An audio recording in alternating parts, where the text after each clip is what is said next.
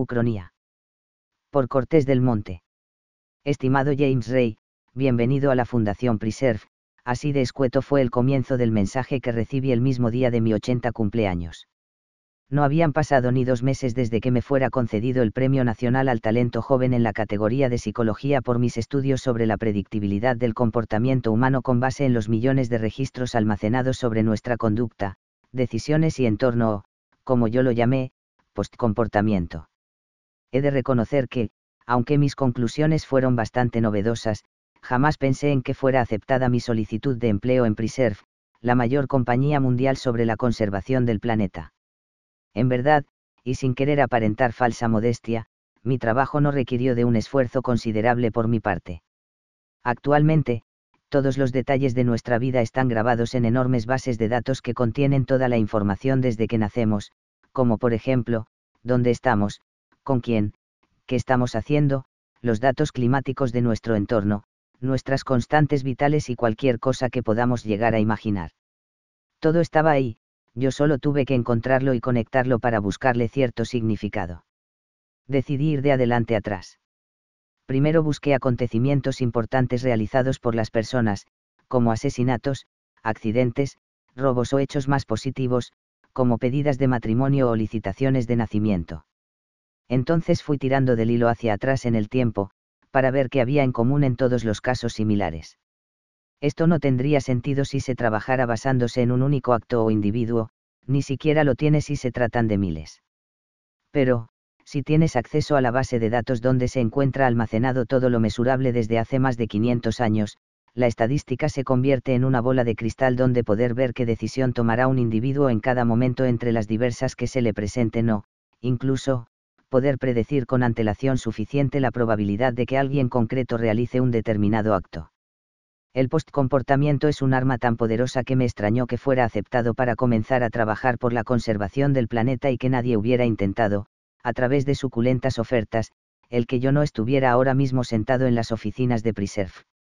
La primera impresión que me produjo Amina Den fue agradable. Era una entrañable anciana con rasgos asiáticos y árabes. Aunque en su juventud tuvo que ser muy atractiva, hoy tan solo era un amasijo sonriente de pliegues de piel con más de 180 años de edad. Entró portando el mismo uniforme que los demás investigadores. Lo único que diferenciaba el rango entre los científicos era el color de la banda que caía sobre el hombro izquierdo, el resto de la túnica era del mismo insulso color marrón para todos. Su banda era dorada, la mía, blanca. Me alegro mucho de que haya aceptado nuestra oferta, señor Rey. Aunque ya sabíamos que la aceptaría. Nunca nos han rechazado, porque nos cercioramos antes de elegir. Como verá, también tenemos nuestros métodos para anticiparnos a las elecciones personales. Desde luego que no tan sofisticados como el suyo. Déjeme felicitarle por tal grandilocuente algoritmo. Estuvimos charlando amistosamente en aquel despacho neutro durante unos 10 minutos, antes de que sacara unos papeles y me invitara a firmarlos. Pero aquellas hojas no se limitaban a un contrato laboral, sino que, en su mayor parte, se trataba de un contrato de confidencialidad de más de 100 páginas. Si en 10 minutos nos habíamos saludado, habíamos hablado de nuestra formación y me había presentado las actividades principales de la fundación, necesité el resto de la mañana para poder leer lo que iba a firmar. Aunque se podía resumir bastante bien, si contaba algo, estaba jodido. Las 2 primeras semanas las pasé encerrado en diferentes despachos, según disponibilidad. Todos eran igual de sencillos, con las paredes blancas y lisas, el suelo gris metálico y el techo conformado por decenas de rejillas encajadas entre sí que expulsaban el aire acondicionado. En el centro había una mesa de cristal y metal, y una silla de aluminio y malla de poliéster, en la pared, una pizarra cristalina. Pasé la mano sobre la mesa y se encendió. Aquel tablero estaba conformado por una película transparente capaz de detectar mi electricidad estática y de reaccionar a mis movimientos. Realmente no era un ordenador, sino un monitor y un captador. La potencia de computarización estaba centralizada en un lugar recóndito en alguna de las 2 pequeñas zonas de los polos que aún permanecían heladas. Mis movimientos se captaban, se mandaban al otro extremo del planeta, se procesaban y se me devolvía una imagen estática a través de mi pantalla. Todo aquel proceso se realizaba unas 50 veces por segundo. Lo bueno de aquello es que, con otro simple gesto, Podía traspasarlo todo a la pizarra a mi espalda, a otra sala anexa o a mi brazalete, pues solo cambiaba el origen y el destino, pero no el computador. Aunque durante aquellos primeros días no hablé con nadie más allá de unos pocos saludos por deferencia, justo cuando terminé de instalar mi sistema de postcomportamiento y de testear el algoritmo, Amina apareció por sorpresa, como si hubiera estado atenta a cada uno de mis movimientos. ¿Cómo va todo, señor Rey? ¿Ha sido capaz de instalar su software? La miré y preferí hacerme el sorprendido. Justo ahora, qué casualidad. Podemos hacer una prueba. Discúlpeme, no es que no me fíe, es que solo he oído hablar sobre él, y entenderá que no es lo mismo escribir romances que haber amado. Sonreí. ¿Le apetece tomar algo en la sala de descanso? Dije señalándole la salida con la mano. Amina me devolvió la sonrisa y abandonó la sala. Aproveché para presionar la mesa por 2 segundos con mi dedo índice y luego presionar mi brazalete. Mientras caminábamos por aquellos pasillos concurridos introduje el NUI, número de identificación único, de mi tutora y realicé una única pregunta. Aunque en la sala no había más que 3 personas bebiendo y charlando, la ausencia de sillas o mesas dificultaba una estancia larga, así que el tránsito era constante. Me acerqué a la máquina de bebidas y dije: 2/3 de leche y 1 de café. 5 segundos más tarde tenía aquella bebida preparada con precisión milimétrica, excepto porque ni aquello era café ni nadie había bebido leche en más de 100 años. Volví a decir: un vaso de té de violetas a 92 grados centígrados con 10 miligramos de jengibre. Reposado durante 2 minutos. Maravilloso.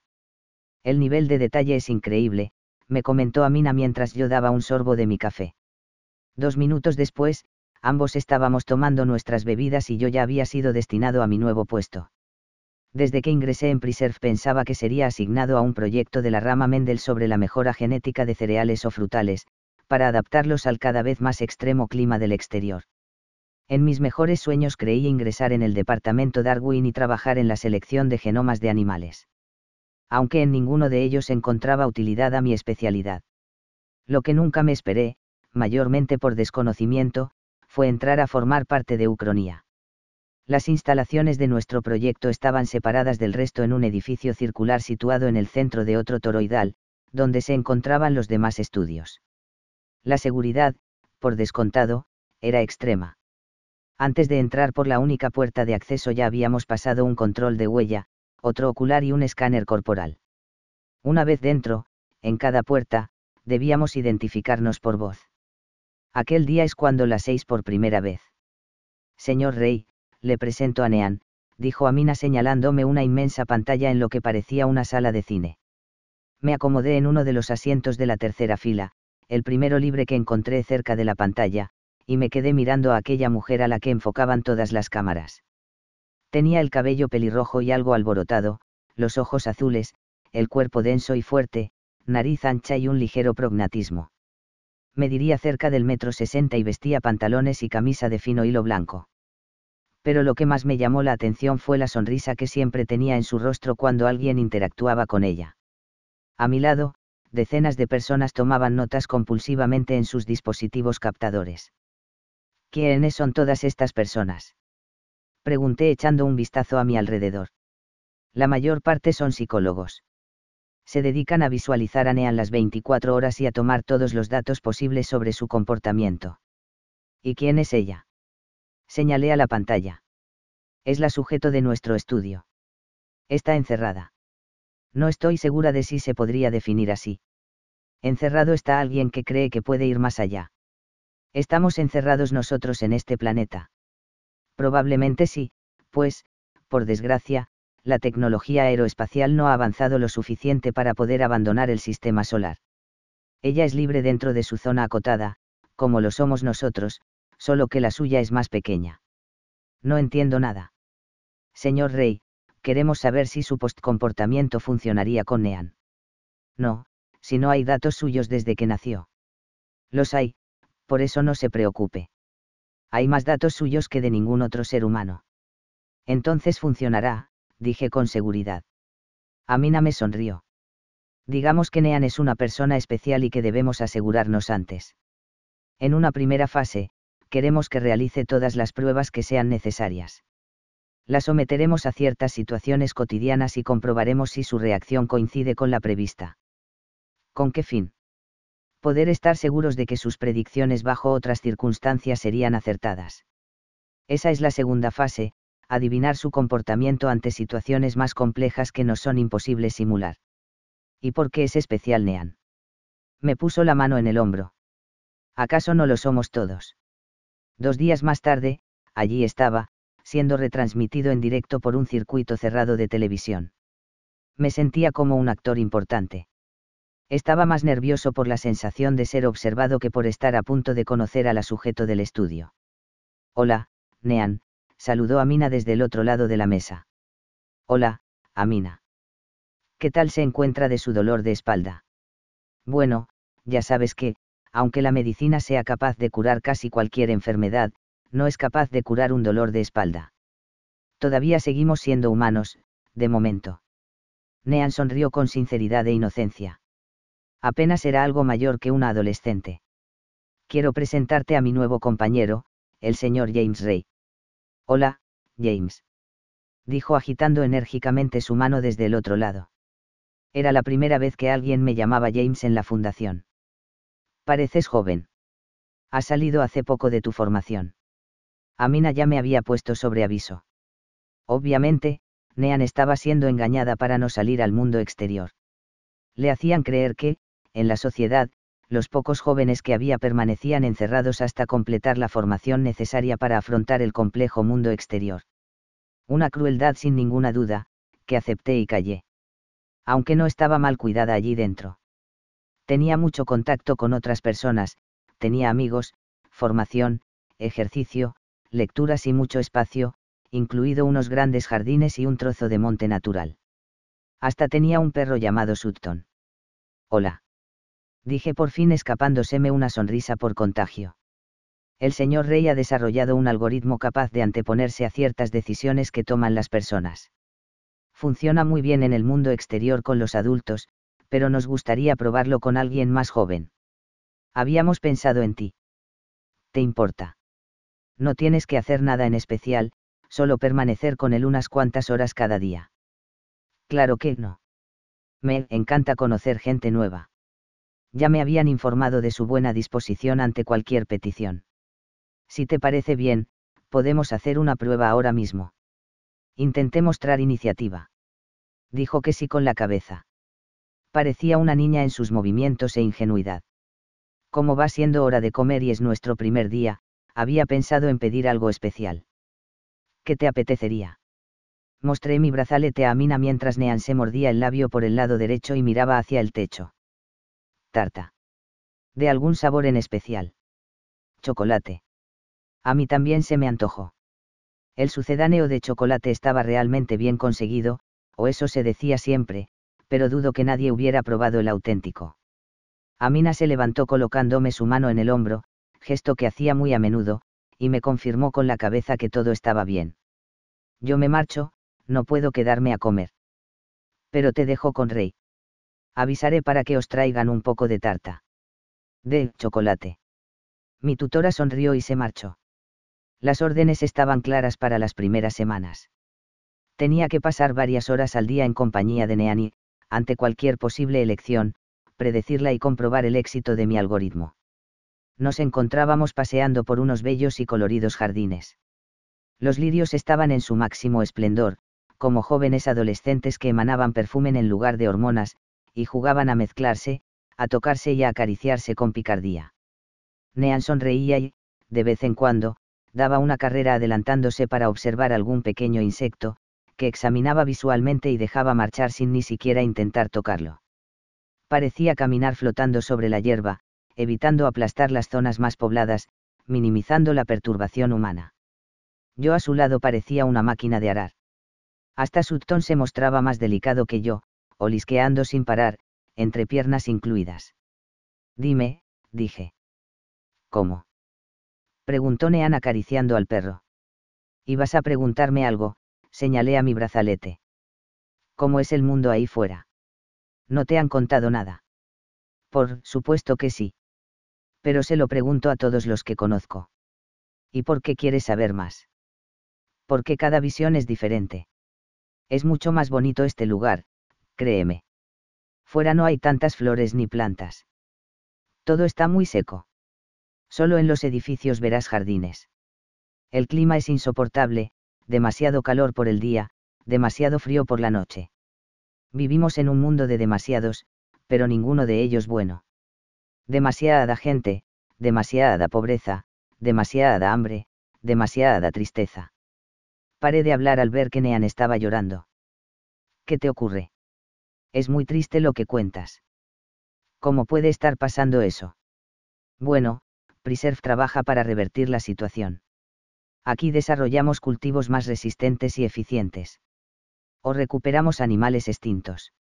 Aunque es complejo recuperar lo estropeado, es como ir tejiendo un jersey a la vez que alguien lo va deshilachando.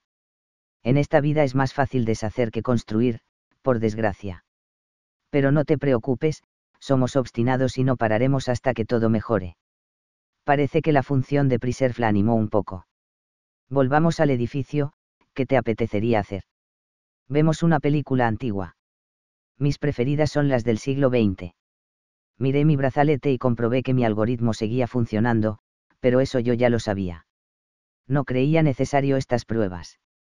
Nean saludaba con entusiasmo a todos los que se cruzaba, aunque los hubiera visto hacía 10 minutos. Y lo más extraño es que a la mayoría de esas personas las saludaba yo por la mañana temprano y apenas recibía un cortesía de vuelta, pero con ella era como si se contagiaran, y la sonreían e incluso se paraban un instante, como si no hubiera tanta prisa. Deja que yo elija la película por ti, le dije. Miré el brazalete y 6 reflejado Hachiko. No me sonaba. ¿Por qué has elegido esta película, Nean? Tiene más de 500 años. Porque todos deberíamos ser Hachiko. Aunque desde el comienzo admiré esa capacidad de ilusión e inocencia de Nean, algo no me terminaba de cuadrar. Jamás seis a nadie parecido en el comportamiento. Incluso me permití bromear alguna vez, pero ella pareció tomárselo en serio, como si le costara comprender que alguien engañara a otra persona. Pero la mayor diferencia en su actitud la observé durante el temblor. Según los registros, la frecuencia de los terremotos iba en aumento continuo y la intensidad de estos también. Desde que nacíamos nos enseñaban a proceder con calma. Tras los miles de fallecidos años atrás, se actualizaron los protocolos de actuación, primando la propia supervivencia. Si todos actuábamos según criterio, se minimizarían las bajas. Más matemática que humanismo. Todo ocurrió cuando nos encontrábamos comiendo junto a los demás empleados del proyecto. Nean se pidió verdura, siempre lo hacía, y yo siempre lo conocía con antelación. ¿No te gusta la carne? Sí. ¿Y por qué nunca la pides? Si hay verduras, las prefiero, pues no creo que haya que dar muerte a ningún animal si no es estrictamente necesario. El día que no haya nada vegetal, tomaré carne, respondió sonriendo. Aquella sonrisa fue cortada en seco por un fuerte temblor, uno de los más fuertes que yo había vivido. Aunque los edificios modernos estaban construidos con vigas ensamblables longitudinalmente, sin soldaduras ni tornillería, no eran infalibles. Independientemente de la resistencia de las construcciones, el protocolo era de obligado cumplimiento. Todos nos levantamos raudos hacia los puntos marcados, siempre había al menos uno por habitación, en aquel enorme comedor había 23. Me coloqué debajo de una de las vigas cruzadas seguras con mucha rapidez, no en vano, todavía era menor de 100 años, algo inusual en aquel proyecto. Vi a los demás correr, pero la agitación fue tan repentina y fuerte, que muchos quedaron atrapados por las mesas y demás mobiliario. Lo normal sería que todo pasara sin graves percances, pues aquellas instalaciones eran de las más resistentes del planeta, pero aquel terremoto debió alcanzar un 11 en la escala de magnitud de momento, y decenas de placas del falso techo comenzaron a caer desde lo alto. Busqué a Nean entre los puntos seguros, pero solo la encontré cuando miré a la zona de mesas. Estaba allí, intentando liberar a los demás trabajadores, a pesar de que conocía el protocolo como una más, pero lo ignoró.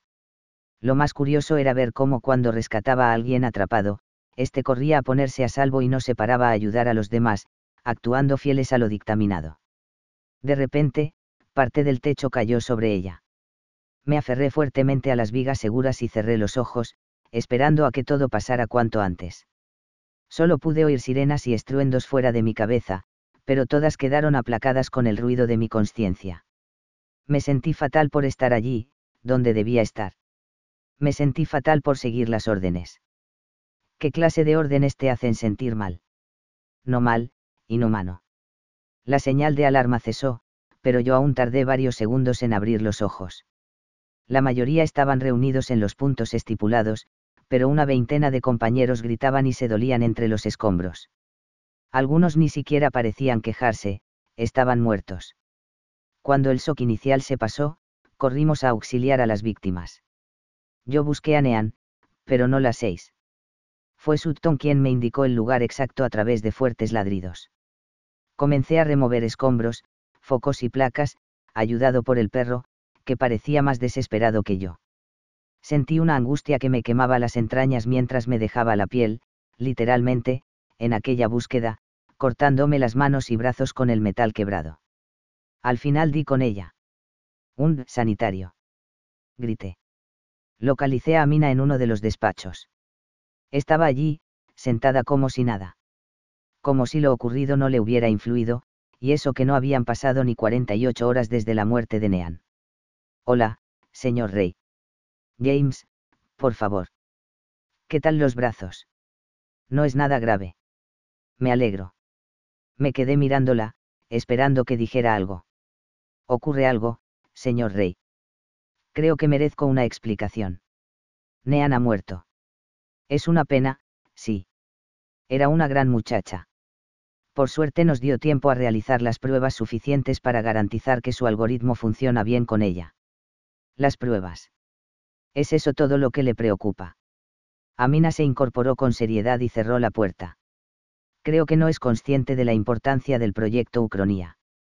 Todos sentimos la baja de Nean, pero el proyecto sigue a salvo, eso es lo prioritario.